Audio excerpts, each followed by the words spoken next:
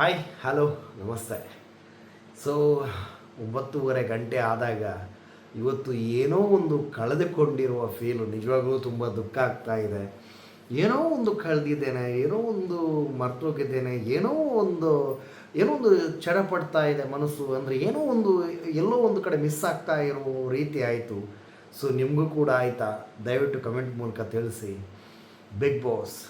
So ನಿನ್ನೆವರೆಗೂ Bigg Boss Bigg Boss Bigg Boss ನಾವು ಮಾತಾಡಿದ್ದೆಷ್ಟು, ನಾವು ನೋಡಿದ್ದೆಷ್ಟು, ನಾವು ನಕ್ಕಿದ್ದೆಷ್ಟು.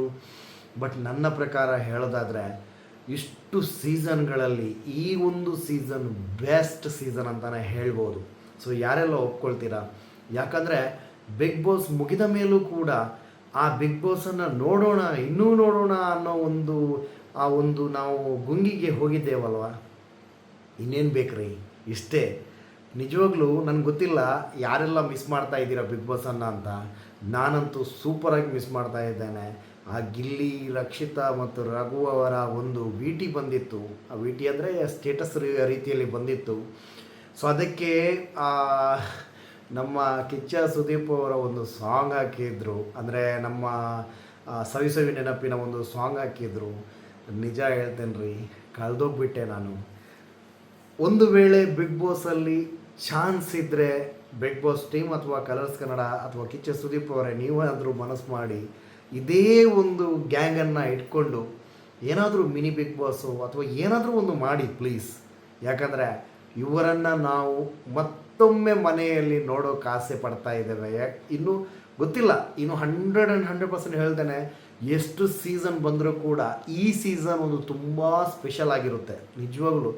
ಯಾಕಂದರೆ ಬಿಗ್ ಬಾಸ್ ಆಗಿದೆ, ಬಿಗ್ ಬಾಸ್ ಮುಗಿದಿದೆ, ಬಿಗ್ ಬಾಸ್ ಅವರ ಲೈಫಲ್ಲಿ ಎಂಜಾಯ್ಮೆಂಟ್ ಮಾಡ್ತಾ ಇರ್ಬೋದು.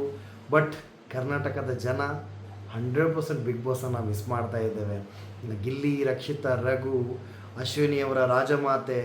ನಿಜವಾಗ್ಲೂ ನಾನಂದರೆ ಇವಾಗ ನಾವು ಎಲ್ಲ ನೆಗೆಟಿವ್ಗಳನ್ನು ಪಕ್ಕಕ್ಕಿಟ್ಟರೆ ಆ ಒಂದು ಟೀಮ್ ಅಂತ ಇತ್ತಲ್ಲ, ಆ ಒಂದು ಮನೆಯಲ್ಲಿ ಆ ನೆಗೆಟಿವ್ ಪಾಸಿಟಿವ್ ಫೈಟು, ಆ ಒಂದು ಜೈ ಮಹಾಕಾಳ ಅನ್ನೋ ಧ್ರುವಂತು, ಇಲ್ಲಿ ನಮ್ಮ ಅಶ್ವಿನಿ ಅವರು ಏನು ಮಾಡೋದು ಇವಾಗ ಗಿಲ್ಲಿಗೆ, ಏನು ಮಾಡೋದು ಒಂದು ರಕ್ಷಿತಾಗೆ, ಏನು ಮಾಡೋದು ರಘುವಿಗೆ ಅಂತ ಹೇಳಿ ನಮ್ಮ ಧ್ರುವಂತು ಅವರ ಜೊತೆ ಕೂತ್ಕೊಂಡು ಪ್ಲ್ಯಾನಿಂಗ್ ಹಾಕ್ತಾ ಇದ್ದಿದ್ದು, ನಾವು ಕೊತ ಅಂತ ಇಲ್ಲಿ ಕೂತ್ಕೊಂಡು ಉರಿತಾ ಇದ್ದಿದ್ದು ಎಲ್ಲವೂ ಈಗ ಆ ಟೈಮಲ್ಲಿ ನಾವು ಇವಾಗ ಮಿಸ್ ಮಾಡ್ಕೋತಾ ಇದ್ದೀವಿ ಅಂತ ನನ್ನ ಒಂದು ಅನಿಸಿಕೆ.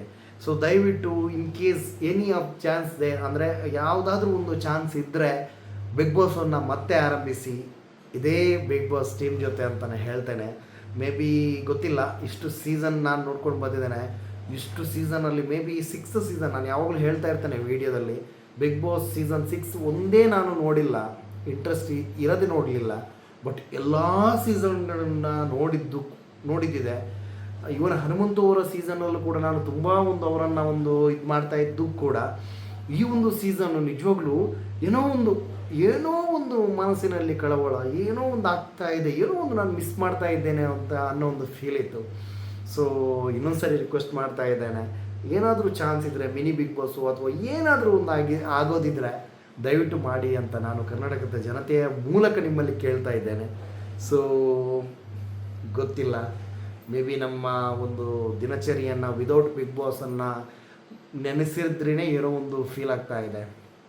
ಜಾಸ್ತಿ ಬಿಗ್ ಬಾಸ್ ಅಂತ ಹೇಳೋದಕ್ಕಿಂತಲೂ ಈ ಸೀಸನ್ ಸ್ಪೆಷಲ್ ಅಂತಲೇ ಹೇಳ್ತೇನೆ. ತುಂಬ ಬೇಜಾರಾಗ್ತಾ ಇದೆ. ಆ ಬೇಜಾರು ಮನಸ್ಸಿನಿಂದ ಎಲ್ರಿಗೂ ಯಾರ್ಯಾರು ಬಿಗ್ ಬಾಸ್ ಮಿಸ್ ಮಾಡ್ತಾ ಇದ್ದೀರೋ ದಯವಿಟ್ಟು ದೇವ್ರ ಹತ್ರ ಪ್ರಾರ್ಥಿಸಿ. ಮೇ ಬಿ ನಮ್ಮಿಂದನೇ ಎಲ್ಲ ಏನಾದರೂ ಒಂದು ಆಗ್ಬೋದು ಅಂತ ಒಂದು ಆಸೆ ಆಗ್ಬೋದು.